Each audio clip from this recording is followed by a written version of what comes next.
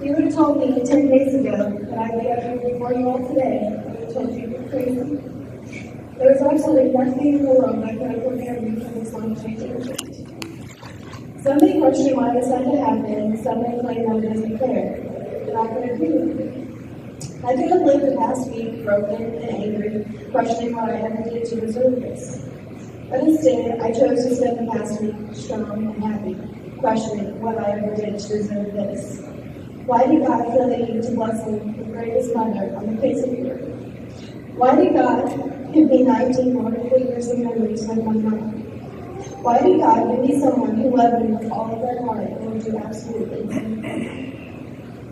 Shortly after the wreck, I began to look at my life and realize how blessed I truly am.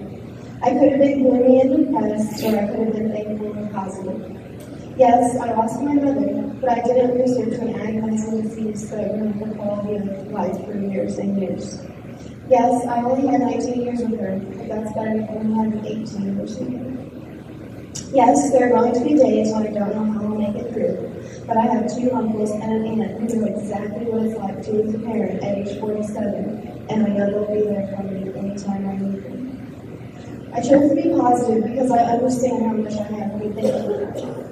I'm so thankful that I have my mother as an example of a kind-hearted Christian woman who lived every single day for the Lord. I'm thankful she shared her unwavering faith with me and taught me how to live for God. Those are the things that mean the most to me and can never be taken away.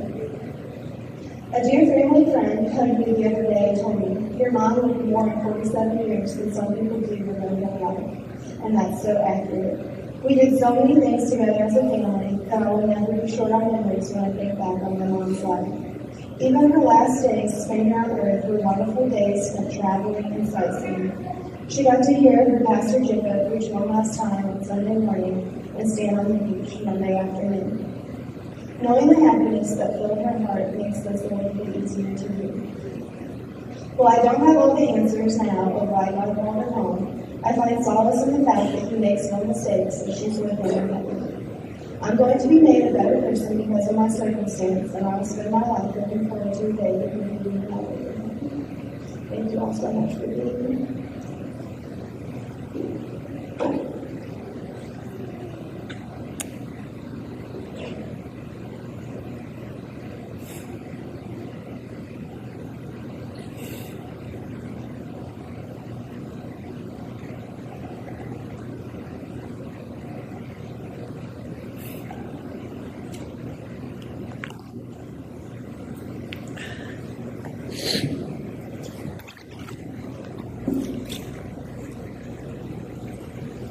So thinking about it right then, whether Marissa said, "Dad, it's your turn." I'm sorry about that. Over the past week, there's been so many people ask so many different questions. One of the questions that people say is Bob, I just don't know. I just do not know what to say. That's okay. There is no words. There isn't anything you can say.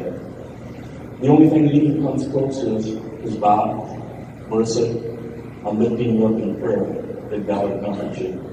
That's the only thing a person can say in a time like this. Another thing is, people say, I cannot imagine what you're going through. And until you've experienced that is true. The day I lost Sandra was the worst day of my life. It felt like somebody cut my chest open and ripped my heart out. It was brutal. For the first 2 days, I was worthless. Worthless. My 19-year-old daughter was strong as any person could ever possibly be. She stood up, she gave me a shoulder to cry on, she comforted me, she put her arms around me, and she kissed me. And I apologize to her for that, because I didn't afford her the opportunity to grieve like I was. And I think you were. Some people said, aren't you mad? How can you not be mad? My question is mad who? Sandra didn't belong to me, she belonged to the Lord. She was on loan. And God graced me enough to loan her to me for 28 beautiful years. How can God take her? There's so many other people that are more deserving. to die than someone like that to live their life for the Lord? How can someone think that? When the Lord goes out and he starts picking his bouquet of flowers, that don't fit leaves. This is what he does. He's seen how much fun we have together, how much we enjoy each other. And quite frankly, he said, okay, it's my time. It's my time to do something.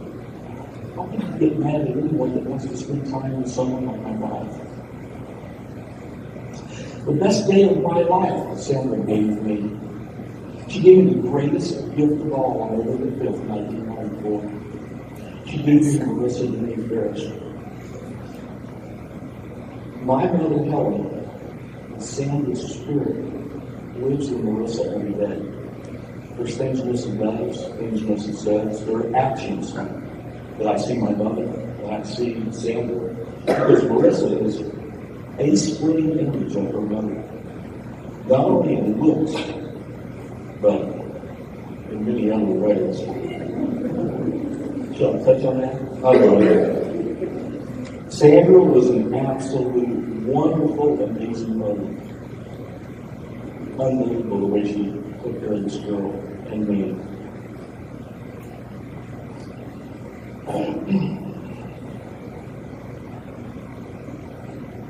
On July 4th, 1906, that's when my life with Sandra began, thanks to Keith Jackson.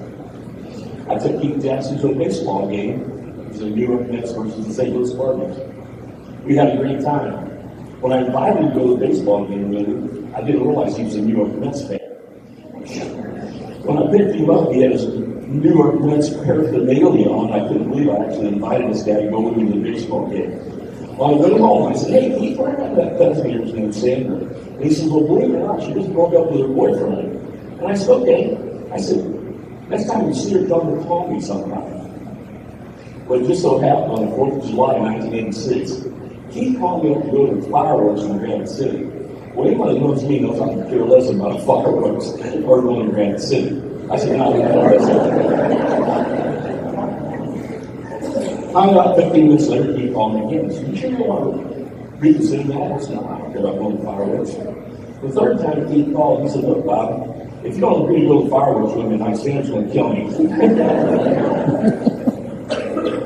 So does that mean Sandra actually was chasing me?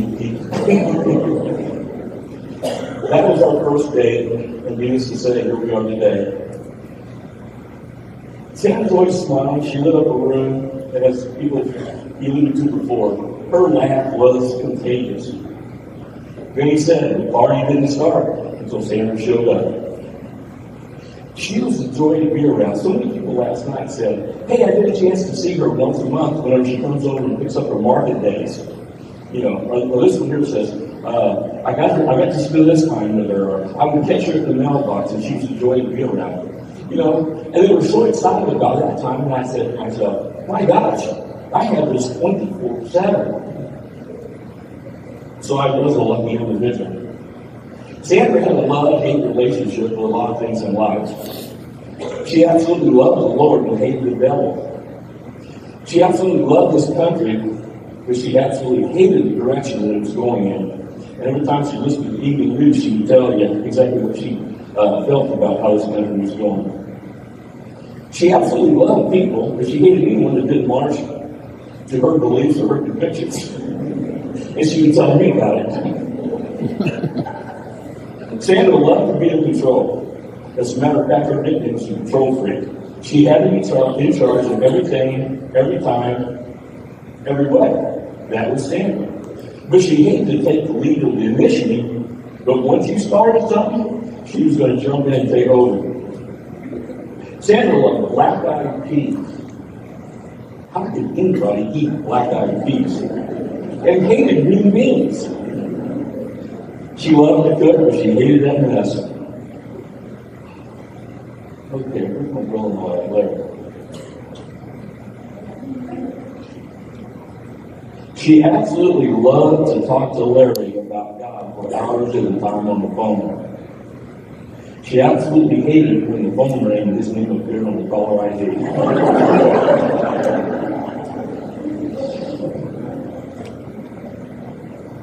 phone would ring. Sandra set her cell phone beside the sofa table. And sometimes I'd be sitting there watching evening news.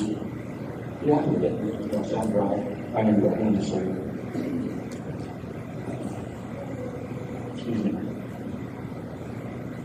This is hard to do. She would set her cell phone on the sofa table right beside my recliner. That's where she charged it at. She'd be in the kitchen, humming, singing, watching her TV, cooking. And her cell phone would ring. And she'd say, "Who is that?" And I would pick it up, I would look, and it said, "Sechrest, from Larry." I says, "Larry." She'd yell, "Don't answer, don't answer, don't answer, don't answer." "Yeah, hey, Larry." She would spend the next hour talking to Larry on the phone. It was the greatest conversation of her life. She absolutely loved camp. She absolutely hated to get dirt on her hands or her feet. Because so many people said, it was awful. She absolutely loved her firewood and her bonfire every night, but hated the fact that her hair was going to smell like smoke when she came in. She absolutely loved to give away her firewood. She absolutely hated when people would drive down the alley and look at her pile of firewood because she knew they were going to come back at 2 a.m. and still was there. There's things she loved. My wife absolutely loved arguing. Loved it. And she has taken that trait and handed it down to my daughter. On the way back from Brownsville, Texas, I listened to a 15-minute argument between Marissa and Sandra on which side of the road the Walmart store stood on.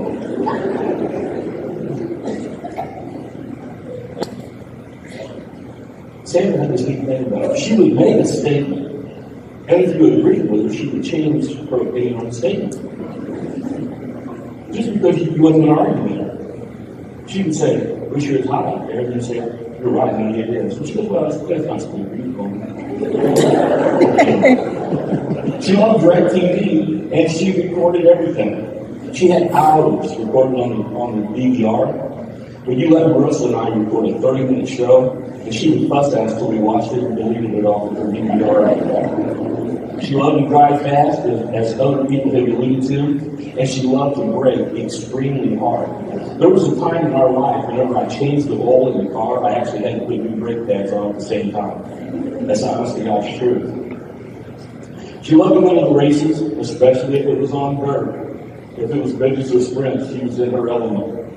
Our balcony man is sitting on the back row. This man works for the University of Illinois as an electrician. The first time Sandra met him, he had a balcony shirt on, and she just knew he worked for balcony. And since that day forward, they become close friends, and he was always her balcony man. She loved to play in the arm. She had to have it well done. If it started with pink in it, she wasn't happy. She loved to talk fast. She loved to offer options and choices.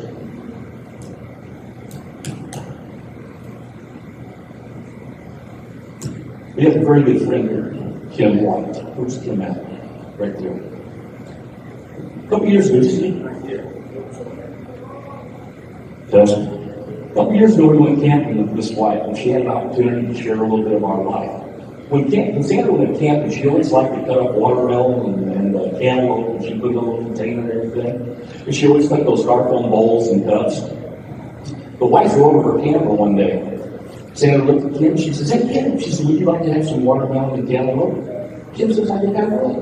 Sandra says, "Would you like that in a cup, or would you like it in a bowl?"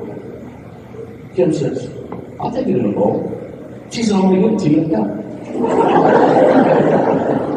So Kim says, a cup's fine. Sandra says, "No, you're going to get it in a bowl." Kim looked at me like, and I go, "Welcome to my world, darling." It wasn't too many days ago, I was out working in the garage, and Sandra came out, and she said, "Bob," she was like, "I got some hamburger meat, it's getting old." She said, "I really need to do something with it." She said, "What would you like to have for supper?" I said, "What are my choices?" She said, "You can have hamburger, you can have mascarpone, or you can have spaghetti." Well, anybody's had Sandra spaghetti knows it is the best spaghetti you've ever had in your life. I said, "Well, no, I'm never going to turn down your spaghetti." She goes, "Spaghetti it is. I'll call you when it's ready." So I'm figuring we'll get some candy, right? Well, while she was Mom, supper's ready. I walk in the back room, there's pork chops laying in front of me.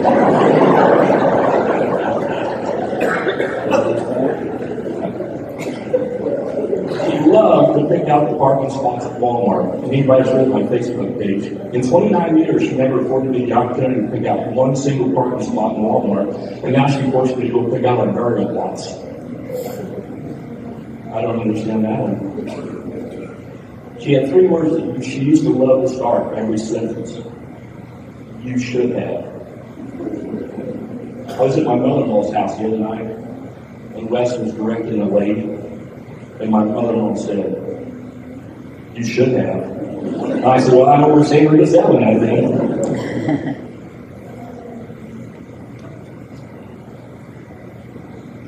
She absolutely loved Don, Regina, and Marissa. We used to tease her that she only had 2 friends. She didn't like anybody else. She only had 2 friends. She goes, that's not true. I said, we got 2 friends in one hand. I said, who do you really like? She goes, well, I like Regina. I like Don. I like Regina.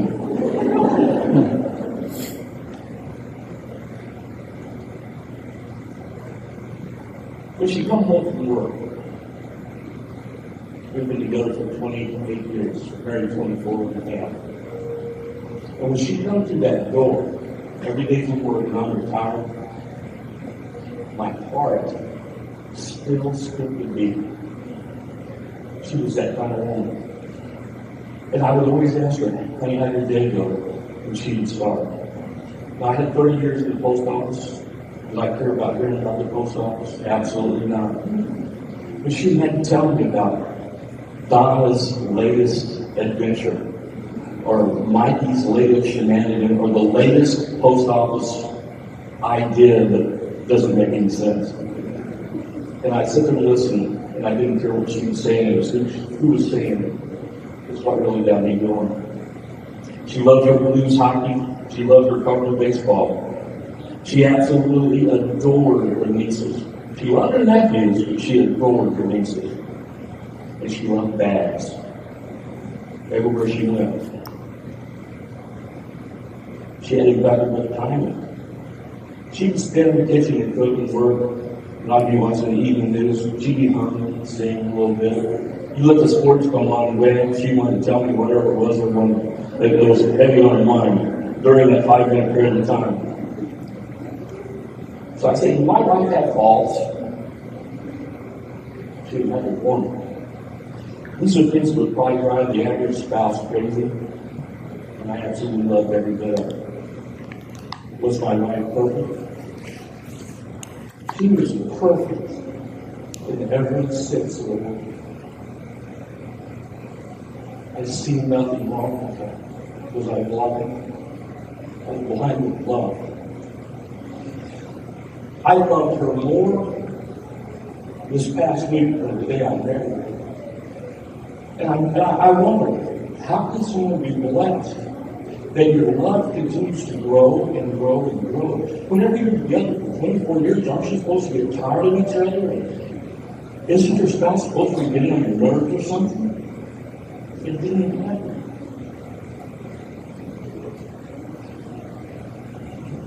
She once asked me just a few weeks ago about life after death. She said, Bob, I have a question for you. I said, yeah. I said, yes. She says, if anything happens to me, will you remarry?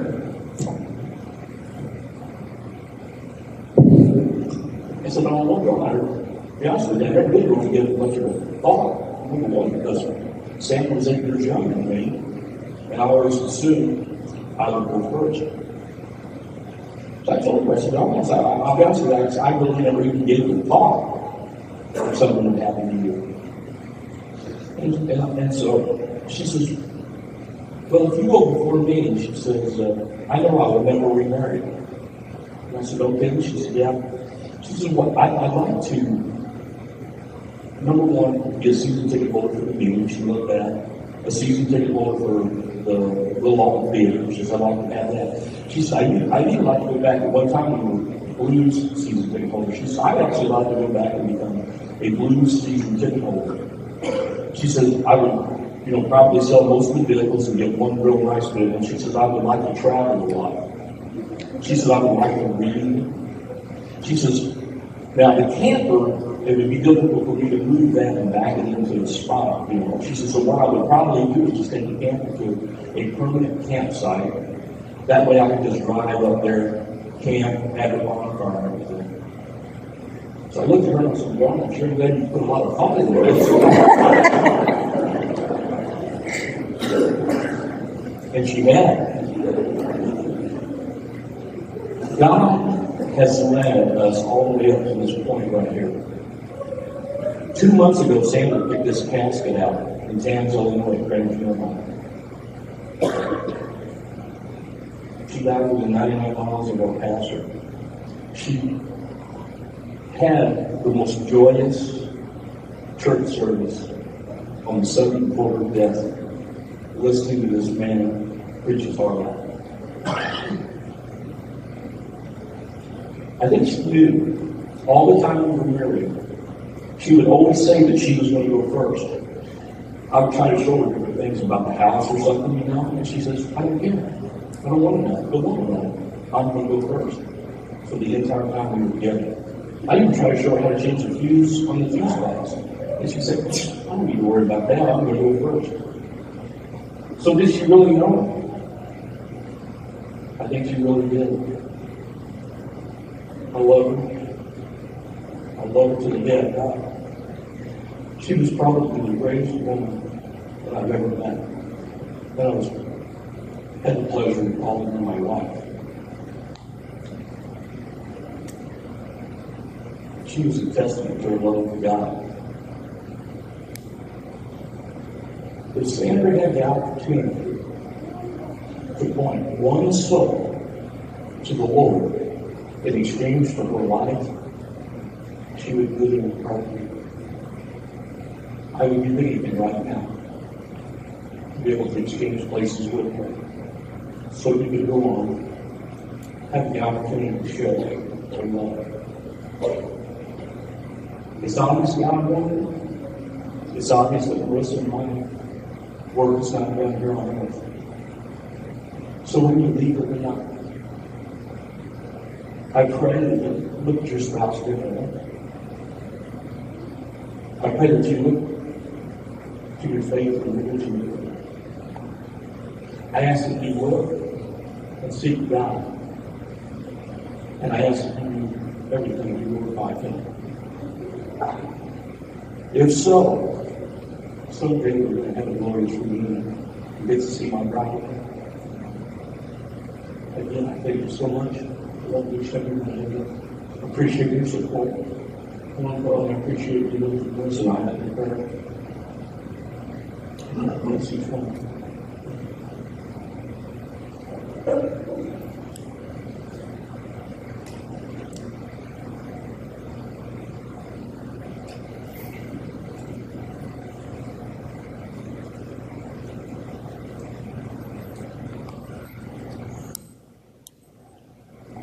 I told my wife early this morning, as in the last few days, making preparations to be a part of this day, I said, how do you summarize a life like Sandra Farris? I was asking Bob in regards to the events of what were scheduled for today's service and who was going to be speaking, and I was so happy and excited for the fact that friends and loved ones, co-workers, all of these were going to be sharing these different aspects about Sandra. And because there's so many facets to who she was, to the life that she lived, and I've counted it a supreme honor and privilege to know Sandra, to know this entire family. I have been in awe, and then at the same time not surprised at all in regards to the way that this family has come together, bonded together, loved on one another. It's a testament. It's a legacy. And if you know the Farris, Sechrest, Jackson group, they're a large family. They love to have fun together, love to laugh and cry together.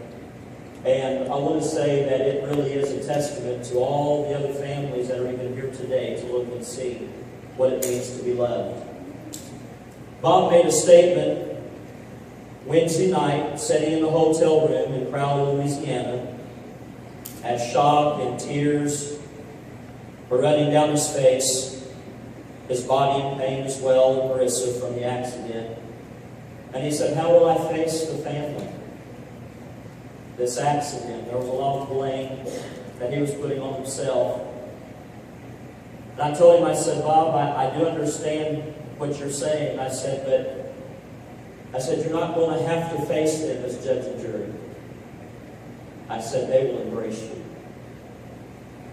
They're going to love you.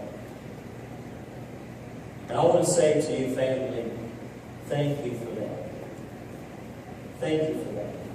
For the support that you've shown this family. And I know not just in these days it's been here, but I know that in the days ahead, that strength is going to carry you through. Our family was honored and humbled to be a small part of Sandra's life as her pastor for nearly 5 years in South Rock San Assembly of God. As a pastor, the Scripture alludes to you as a shepherd, and your congregation, your people as sheep. And when you think of sheep grazing in a green field somewhere, leisurely going by, or whatever the case might be, Sandra was like that, a young ewe who was out hopping and leaping and skipping all over the place, just having a good time. A lot of joy, a lot of laughter, a lot of love. As it's already been said, and it's going to be echoed in some of the things that I say. And they were talking about last night Sandra's preparations for cooking, the way she liked for family get-togethers and parties. And I said, Sandra was a party looking for a place to happen. That's just how she was. As it's already been said, her smile was infectious. Her laugh would fill the void in any room. And if you were down and out, or if you were feeling rough, she had a way of picking you up. There are so many memories that we have that we've shared with this family. And some of them as friends, some of those as her pastor. One of the great privileges that we got to have is seeing the Farris family come in. And the Sechrest family, the Jackson family.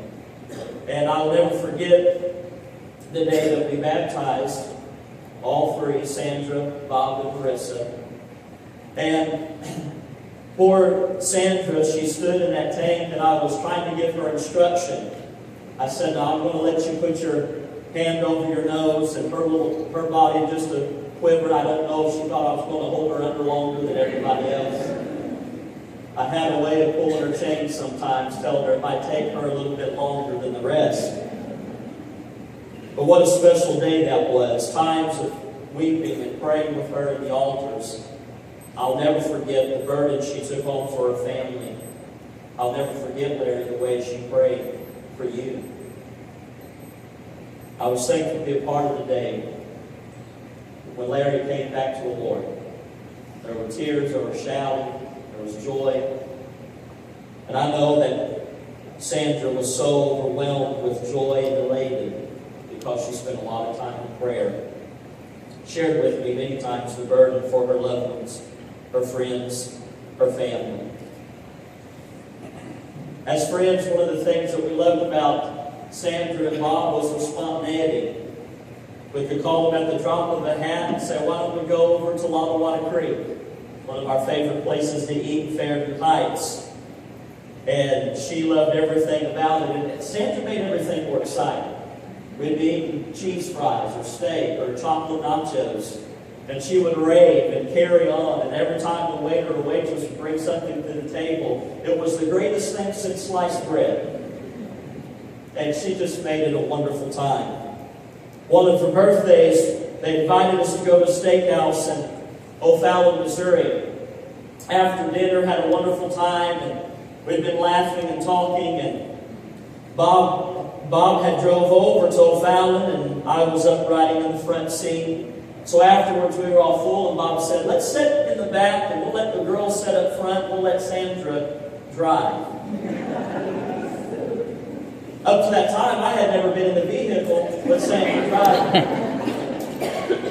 My prayer life increased that evening. She's a talker. She's talking as fast as she's driving. Bobby had bought her special red leather purse that she hunted for and found that night. And she was all excited, and her and Carol were up front talking and laughing. And as we were going, Marissa looks out the passenger window and said, there was a state trooper. Sandra said, no, it wasn't. She said, yes, it was. And about that time, the lights came on. I was kind of looking over at Bob to see what the reaction would be. He was still leaning back in the back seat, shaking his head. So the officer approaches her door, and she rolls the window down.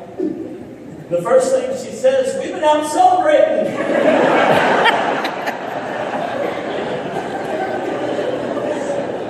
So in my mind, I picture an article in the Alton Telegraph. Local pastor arrested for celebrating. But as he was there and asking her, did you know how fast you were going? There on the window was a radar detector. Unplugged, naturally. And he looked at her and said, he pointed and shook his head. He said, didn't you have that plugged in? Oh, no, we've just been driving and having a good time. And whether she was nervous or excited and what have you, she talked so fast, and I think the officer was just ready to get it over.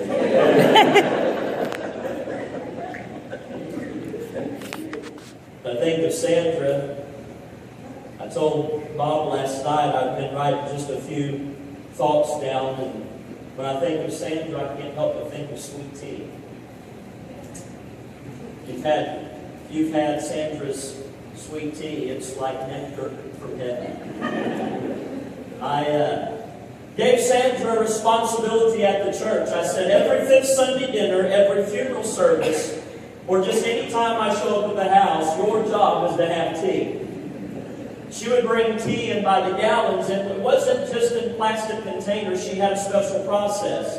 She had washed out old glass Mall's barbecue jars, rinsed them out, and she would put the tea in those jars, and she swore that it tastes better that way.